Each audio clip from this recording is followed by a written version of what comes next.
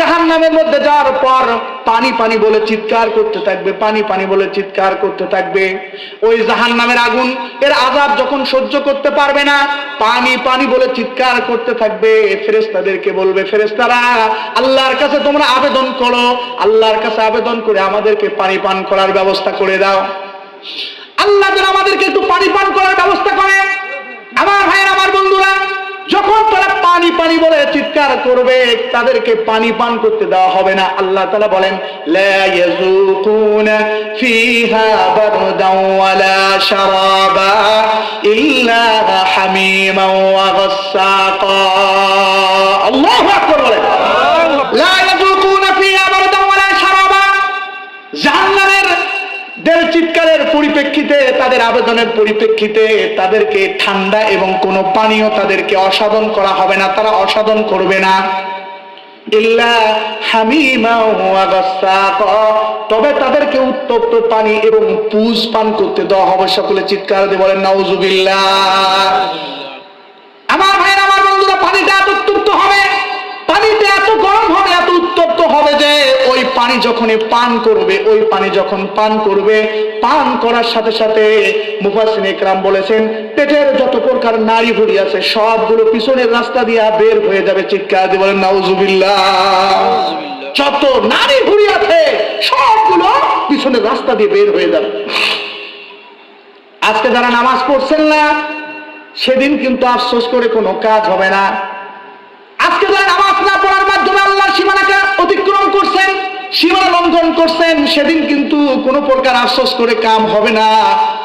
আজকে যারা হারাম কাজের মধ্যে লিপ্ত হচ্ছেন, কোনো প্রকার আল্লাহর কাছে সেদিন আবেদন করো, কিন্তু কোনো প্রকার কাজে আসবে না। কথা বলেন, কাজে আসবে? কাজে আসবে না।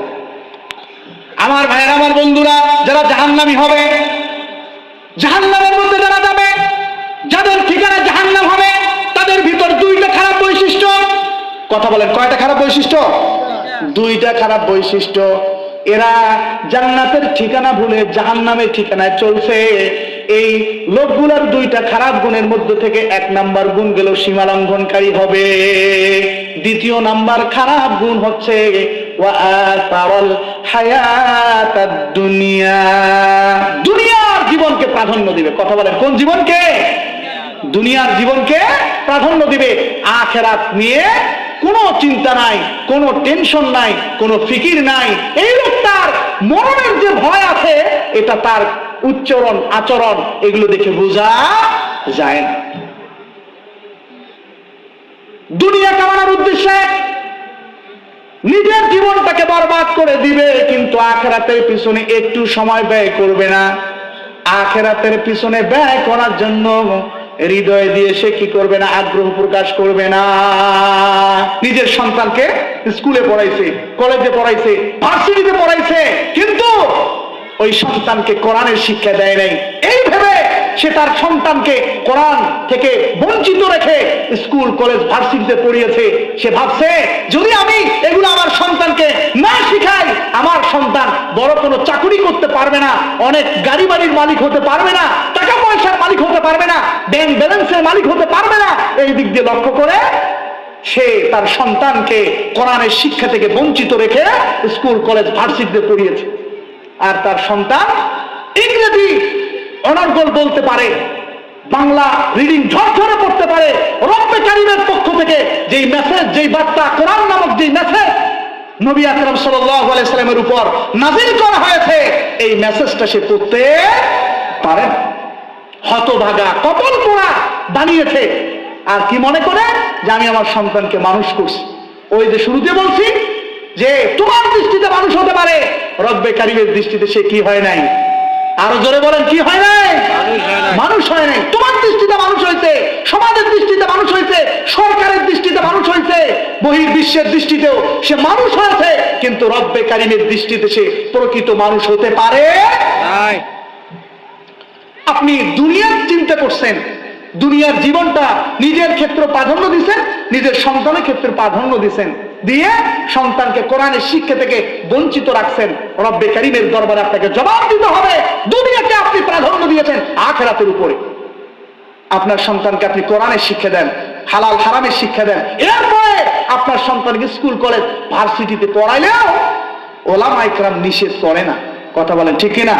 কিন্তু আপনি এক পেশে এদিক থেকে বঞ্চিত করে এদিকে কি করলেন, সময়টাকে পুরো ব্যয় করলেন আর গৌরব করে বললেন যে না আমি সন্তানকে মানুষ বানিয়েছি। আরে ভাই, তুমি তোমার সন্তানকে মানুষ বানাতে পারো না। তো জাহান্নামী মানুষের দ্বিতীয় নাম্বার খারাপ বৈশিষ্ট্য কি?